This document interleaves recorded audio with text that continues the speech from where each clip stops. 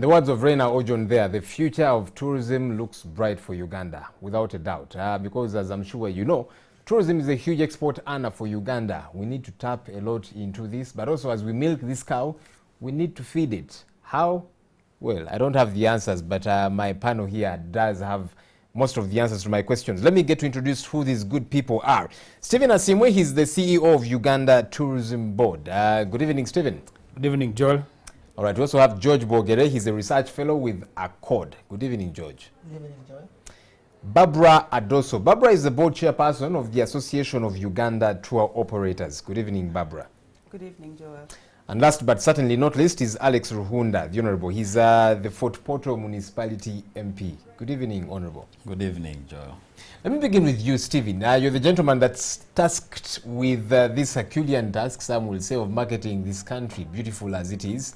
But even before we get to understand what the challenges are, and more importantly, the remedies to these challenges, paint a picture for us. What kind of potential, tourism potential, are we looking at for Uganda? If you were to market this country in a minute, talking about its tourism potential, what would you say that is? Thank you, and good afternoon, viewers. That's a very good question, and coming at a very good time. Tourism has now emerged as a #1 foreign exchange earner for Uganda. It's currently at almost 10% of GDP and 23% of exports revenue. Uganda is endowed of everything. If you look at its wildlife and nature, we are #1 and second to none. 50% of Africa's bird species, the highest concentration of primates, best weather, average of 27 degrees on the equator with snow in one part of the country. We have the world's largest cultural diversity, about 64 different language groups and tribes. We have a very, very high level of people flying into the country, driving in. We have very good neighbors. We're called land-linked. We are surrounded by other countries. And our highest number of visitors, so to speak, are from our neighboring countries, Kenya and Rwanda. We are connected by air, 4 hours from down south, 8 hours to any European destination. We've got very good weather, very high concentration of bird species, good people, security, peace, friendly people, and good business environment. I think we have one of the highest places of investment. The ROI on investment in Uganda is very good. We have a young and vibrant stock exchange, convertible currency. I think that Uganda is the place to be, and therefore anybody internally and externally wanting to visit Uganda, this is the place to be. Well, I've given you a platform to do your job, so your pay increment might come. 10% comes to you. Well, that should be a good thing. George, you're the people that do research. We have a lot of potential. If I gave him more time, he would, say a lot more good things about this country and the potential that we have. How do you think we are doing in as far as marketing this potential that we have? Because you see, it's one thing to have a good product. It's another to market this product. If you're not marketing your good product, somebody else will go for another product that is substandard. So are we marketing it well enough? And if we are not, what can we tweak around to do that better? Thank you, Joel. I think that unfortunately we are not marketing ourselves very well. We have seen in the past when the government had a campaign, I believe it was on CNN. Gifted by nature, you mean? Yes, yeah. It took us a certain distance. But again, it fell short because it was a very short campaign. We also got a lot of publicity around the CHOGM, but again, that too was short-lived. And usually the issue has been the financing, the cost of doing this international kind of marketing. And right now, the issue should be, how do we use other cost-effective means to market our tourism? And in this day and age, there are so many things that have come up online. We have the social media platforms. We also have a number of companies and institutions that do some ranking of tourist destinations.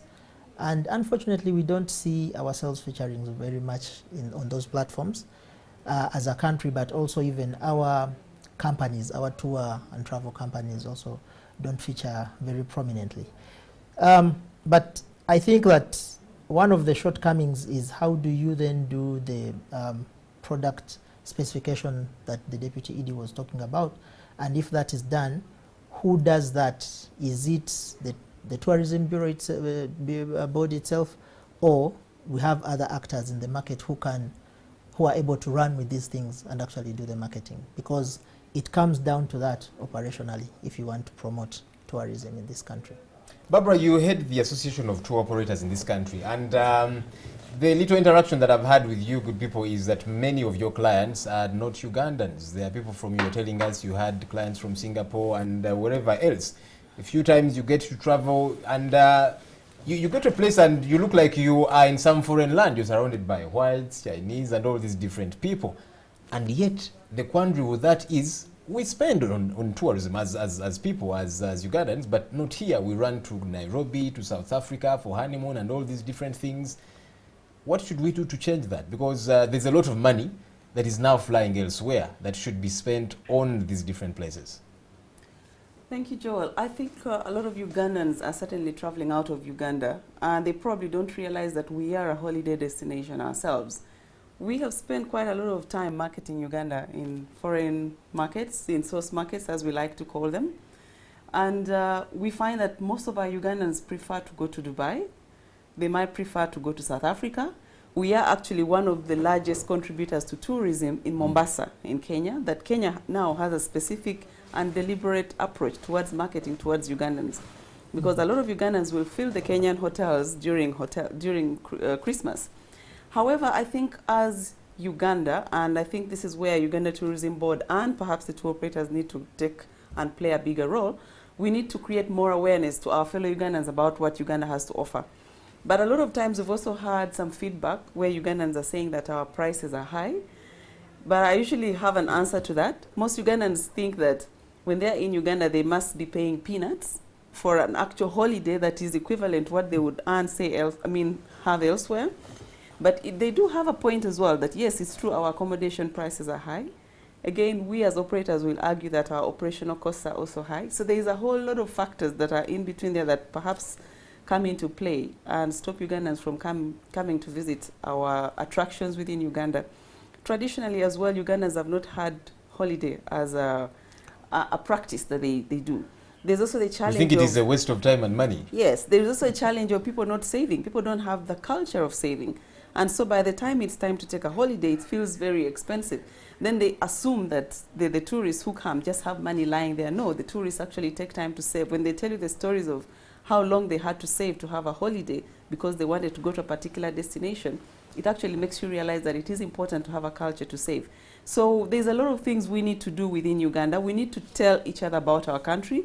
The media has a very big role they need to play to talk about the destination, play very beautiful pictures like what you've shown us this evening about Uganda, because it's really a beautiful country. Most Ugandans are very surprised when they see the beauty of Uganda. Some of them don't know. But some of them think that because they've seen a little monkey playing in their backyard, they think they've seen a gorilla, or they think they've seen a chimpanzee. But there is some unique things that you need to learn about these primates that actually attract a lot of tourists to come into this country. So we need to market a lot to our own people.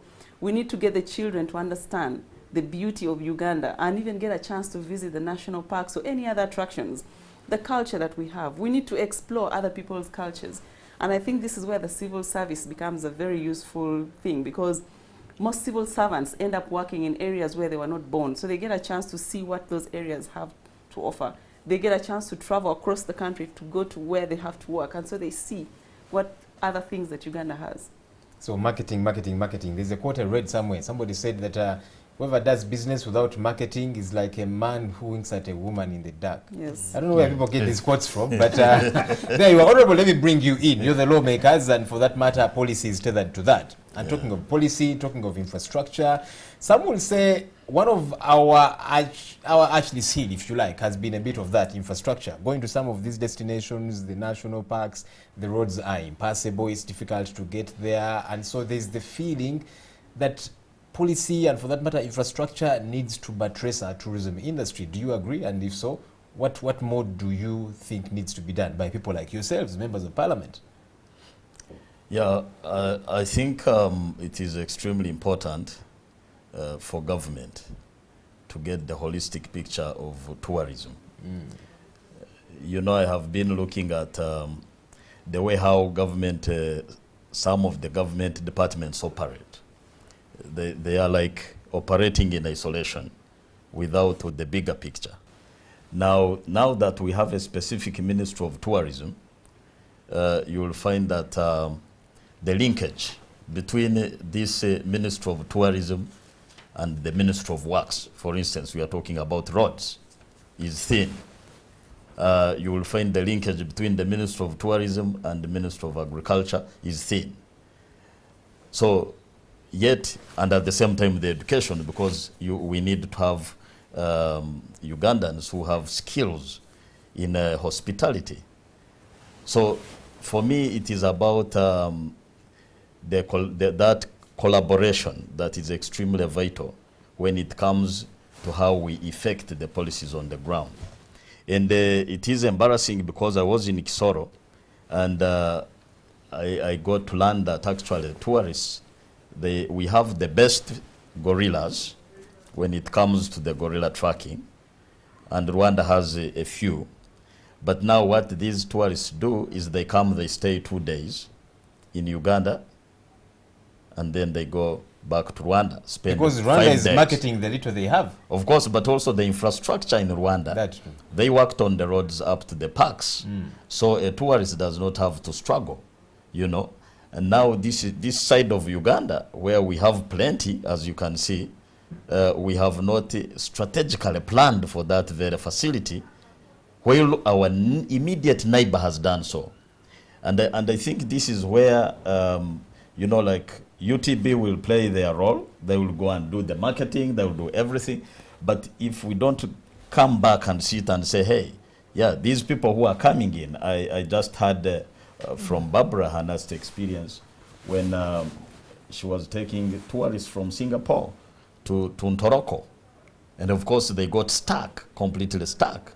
And it was really very embarrassing for the country. So I think by the time we are thinking of going out to market Uganda, we have also to internally, you know, begin seeing how prepared are we. First of all, do you want to get people who will go back cursing why they have been here? So we feel that that integral approach, especially directing the avenues where revenue is generated. The infrastructure must go with the avenues. Now, if you go to Kenya or Tanzania, it is very easy to fly from one point to another. But when it comes to Uganda, we have not worked on the airstrips. We have not, you know, we have only one international airport, and yet we are saying we are land linked. But at the same time, we have, if you go to Kidepo, it provides the best. Actually, there is a huge tourist potential in Kidepo National Park. But how can somebody spend one plus days, you know, to go to Kidepo? So these are some of the strategic issues which we feel at the policy level that need to be sorted out.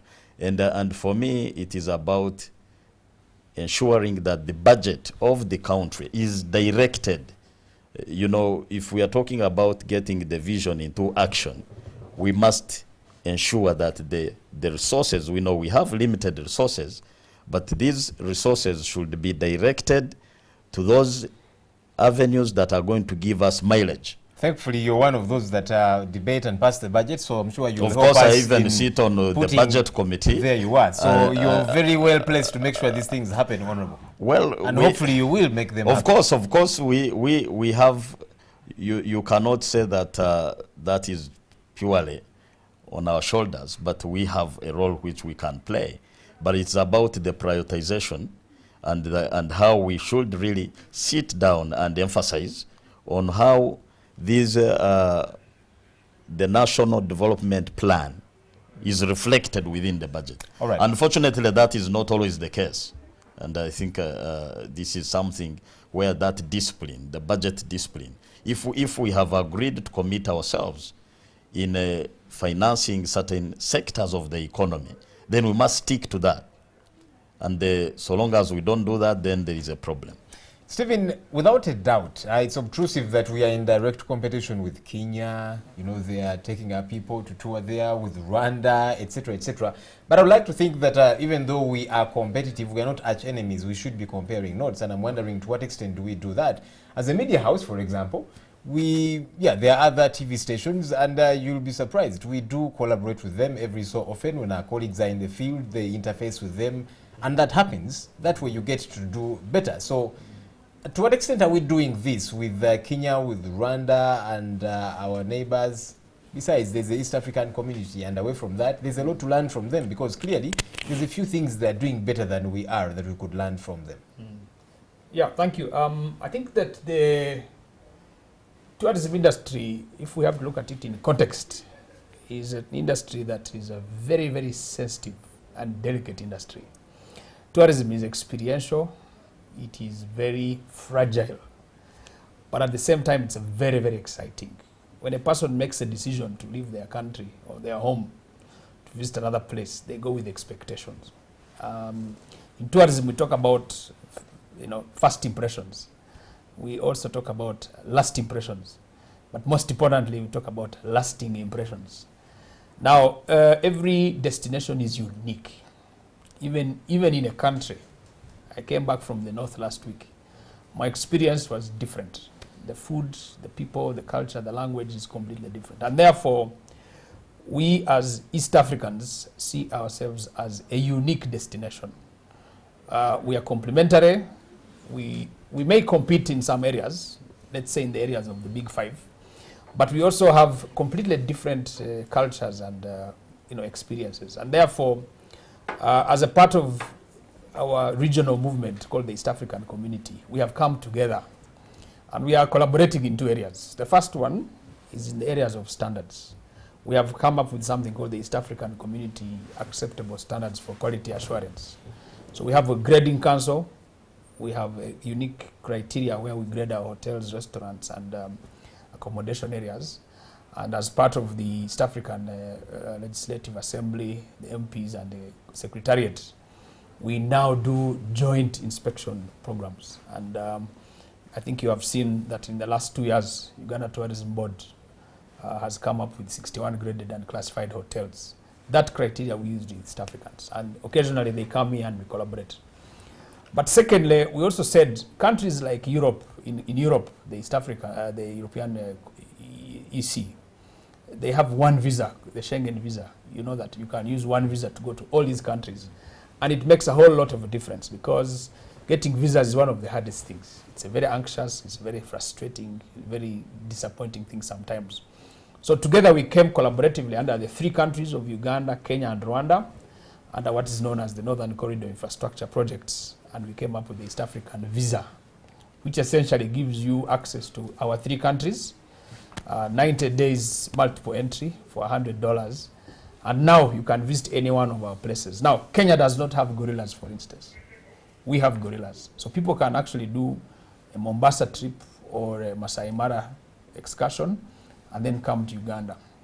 Uganda is the only country in the world with the Uganda Matters. It's the only country with the source of the Nile. So a visitor can actually visit Rwanda for an experience, or Kenya, and come and be part of Uganda using one visa. We have also seen that just having add-ons or separate experiences is not enough. Why can't we have one joint marketing program, which makes it easier, cheaper, affordable, and the economies of scale are narrowed down? So we came up with something called the JTMC, the Joint Tourism Marketing Committee.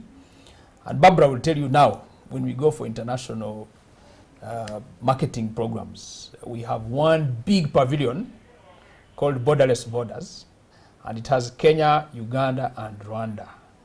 3 stands, but 1 pavilion. We've actually narrowed down our spend on marketing. We now have one huge banner. In fact, in the last 3 expos, if you came to any one of the big expos in London, in Berlin, in Indaba, South Africa, you're actually entering this area called East Africa. And in this area, you will find unique experiences with one visa. And that discussion has even been narrowed down now. We have joint road shows where we actually go as a team. And we don't compete. We actually complement each other. Now we have companies in Kenya which are registered in Uganda. We have companies in Rwanda registered in Kenya and Uganda. And we are selling one destination. So it's doable. It's doable, it's fantastic. And because of that, the South Africans have copied us. Under SADC now, they are looking for one visa, which then gives you an experience where you can go to Zimbabwe, Zambia, and Botswana comfortably. The other good thing about it is that, for instance, you do not have to go to 3 embassies. If you notice, for instance, there are many embassies that don't exist in Uganda. They exist elsewhere. But they, under the EATV, the East Africa Tourist Visa, you can access our region by going to any one of the 3 embassies or missions, and you get that visa that can give you access to these places. And now we have one portal. We are doing joint programs. We are now even training together. We now have an East African Statistics Bureau, which we are trying to develop, so that we can actually see what people can do together. And as a result of that, we are now even extending investment, promotion, branding, and we think that one day we shall be one destination. I'll give you the premise probably that one country, France, has more tourists than all of us in Sub-Saharan put together. So this business of picking 100,000 and you think you're competing, when one country is, taking in more people than yourself. And so it is against that background that we came together and said, why don't we open up? We may compete, but let's cooperate. And we call it competition. Competition, yes. A very important thing to do if we are to jumpstart our economy. George, let me bring you in. You see, there's no sector, individual sector, that can operate in solitude and thrive. And one would wonder, how can tourism create a nexus between itself and other sectors of this economy for it to be able to keep its head above the water as a sector particularly? How can that nexus happen? Well, I think it is not something that would come automatically. It has to be deliberate. We've seen, of course, as Barbara was discussing, the visitors and what we get from them, the food that they eat, and a lot of products that they buy as artifacts and so on. These are things that are manufactured or made by people. The food is grown by a number of our farmers. But also we have players in the entertainment industry as well. So we have to find a way of deliberately integrating all these sectors into this tourism. So you look at all these sectors from the viewpoint of tourism and you determine how you want to be able to incorporate them in your planning as well as in your implementation. Now, usually the problem is that when you take things, and I think this is just a word of caution from you, Mana CEO, sometimes when you take that kind of approach, the detail is where things get mixed up.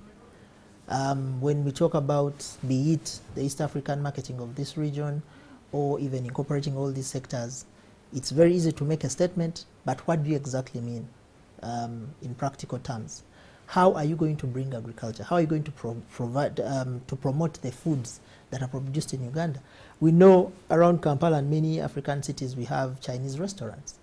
I've never had, even in Uganda, where a restaurant, of course these days we have a tag local food, whatever that means, as well as Rolex, but you don't see our cuisines being marketed around. And in any case, in terms of, again, product development, what are the Ugandan cuisines, without you saying matoke and beans and this and that, but what are those catchy phrases that can be used for someone to identify this is Ugandan food, as Rolex is right now? But also, how do we bring in all these players to actively play a role in tourism? And one of the things, as we heard from the Deputy ED of UTB, one of the things is that as you develop these products, you can also look at food as being a product, where you talk about food, where it comes from, which people use it, being able to link it to places so that people can go to those destinations and probably get the best of that food, if there's anything like that. I'm sure the people who come from Chigezi think they have the best Irish potatoes and so on. People that come from different parts of this country also think they have the best of certain kinds of foods. And I think that by doing that, you can integrate tourism and other sectors in the country. However, there's an issue of the infrastructure that seems to be lagging behind. And while we are cooperating with our neighbors and we shouldn't compete, it is at our disadvantage if the infrastructure is not well developed. As you have seen, one of the advantages that Rwanda has with the gorillas is that Kigali is relatively closer to Virunga, and so it's very easy to connect, whereas Uganda from Entebbe all the way to Kisoro is a long distance, and depending on which route you take, if you wanted to go through Queen Elizabeth, it's even more treacherous. So I think that there are those things that we have to do deliberately to be able to link tourism to the other sectors and ensure that other sectors also contribute to tourism. Barbara, as players in this sector called tourism, we've had you severally talk about taxes, that many of you are grappling under the heavy burden of taxes, and that's why, you know, many of your packages are expensive, they're costly, you know, be it here and for the foreigners that come through here. What, with a bit of specificity, are those taxes? And how, because you see, at the end of the day, government will tell you we have got to make money. You know, money to build the roads that you very much want, etc., but then you will say, wait a minute, can we cut down on this? Can we lessen on this, or that kind of thing? What are those? Joel, a response to your question will actually have a little bit on what he's just mentioned. But what I wanted to say is that tourism is one of the most inclusive industries or sectors that I know, because we have what we call the tourism value chain.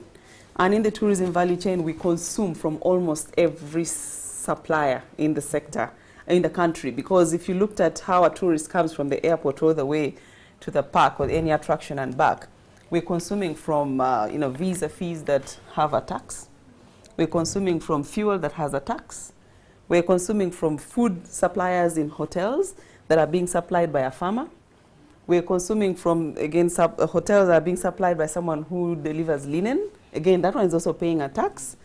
We're consuming from the bar, so we have soft drinks that are also being supplied to the hotel. There's a tax to it. We're consuming from the national parks. The park entrance fees have a tax to them. We're consuming the permits, which also have a tax to them. We're consuming from airtime, which also has a tax to them. So the value chain, we're already paying taxes through the value chain. But in addition to that, as companies, as employers, as people who are working in the sector, we're paying local service tax. Sometimes we don't even know how that tax is being used. In the lodges, people are paying a local service tax to the local authority. They don't even know how that tax is being used. They have a bad road, but nobody's working on it. They are supplying their own water. They are supplying their own electricity. But there is no local government that is giving you that facility, yet you're actually ensuring that you have to provide electricity, you have to provide ICT, internet, you have to provide food for your clients. We pay to the government as people in the sector.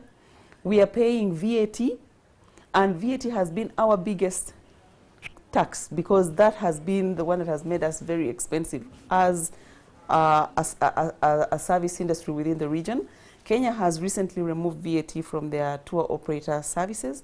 Tanzania had removed VAT. They only reintroduced it because they had given the industry a chance to grow. And now actually in East Africa, Kenya and Tanzania are actually like the higher performing tourism sectors within the industry, within East Africa. But they've made deliberate efforts to actually grow the tourism sector within their countries. We're looking at VAT being the biggest tax that has affected us the most, because we find ourselves already paying VAT through all these other things I've mentioned in the value chain of tourism as we consume them. Then on top of that, for our tourism services, we are expected to charge a VAT and at 18%, and it is the highest VAT percentage in the East Africa region. So we are already more expensive by 18% in comparison to our neighbors. Then in addition to that, as if that is not enough, we are actually supposed to charge these people who are actually contributors to the forex of this country, and tourism services have actually been identified by the VAT statutes as export services. However, the interpretation of this export statute by URA and by Ministry of Foreign Affairs is actually unfair towards the tour operator services, because you are expected to actually charge this tax. And this is a tax that is charged to these people before they even come into the country. So we're spending a lot of money marketing this country, But then we are so uncompetitive because we are not working on the same level, not the same parameters. Stephen told you about how we are marketing together jointly as East Africa, how we are selling together, how we are trying to market and complement each other. That is very true. And he also mentioned how infrastructure needs to be improved, and government has really done a lot to improve infrastructure. But if the operating environment is not brought to a level ground, where you have harmonized taxes, harmonized infrastructure, harmonized approaches to doing business all over, we will still find ourselves being uncompetitive because of some of the policies that may be applied, you know, unequivocally across the board.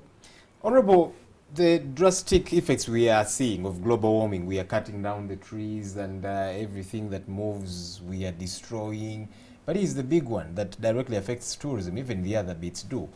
Poaching, and some have said, you know what, our laws are not stringent enough, they don't bite hard enough, and so we are losing some of the, you know, the big fives, for example, to poachers. And that's where you folks come in, that we make sure these laws are stringent enough. When people are caught doing this, they're dealt with heavily, so that we get to protect and make sure that now tourism is sustained. Well, to begin with, I don't think that we have weak laws. We only have a culture, a very bad culture of not respecting laws. In fact, for me, this is the most critical challenge that I see among Ugandans. We have generated a habit of wanting to get what you actually want for as an individual. But you don't know these laws are for the common good. Now, this common good is so much affected because it is undermined across the board by politicians, by technocrats, even those who are supposed to be the vanguards of the law, by the communities, because the communities see that people are not respecting the laws, then why should we even follow them? So for me, I think there is something we need as Ugandans to change. Because if we cannot really love laws, then we cannot develop. And the mentality which I have seen over the years, actually as I speak today, there is a breakdown, really a breakdown of law and order in society, across the board, whether in companies, because there are laws of corruption, but you see people siphoning money, both in the private sector and the government. So to me, I think we have been reflecting and asking ourselves, do we really have the love for our country? Are we really passionate about Uganda? Because at the end of the day, if you cannot protect nature, I remember when we were young, it was very difficult for people to go in the forests and they destroy and cut trees. They could not do that. But of recent, all this has broken down. You know, people, they just think that, you know, it is their own right to go just and do what they want. And even when they are touched, because we have politicized everything, the problem has been, you know, politicizing. Every little thing has been politicized, including even at when you are talking about at the LOC1 level. Enforcing sanitation, just something simple. An LOC1 cannot go to enforce, to ensure that there is a latrine in a house. Why? Because they are worried about a vote. Now imagine if we have deteriorated to that level. You remember the issue of chiefs who used to be there enforcing the law. Now the law enforcement mechanism has gone down. Why? Because of over-politicization. I was talking to the borders, and I said, because if you are talking about tourists, you should also take into consideration that a tourist wants to be in a safe environment. You don't want to come and die in a country.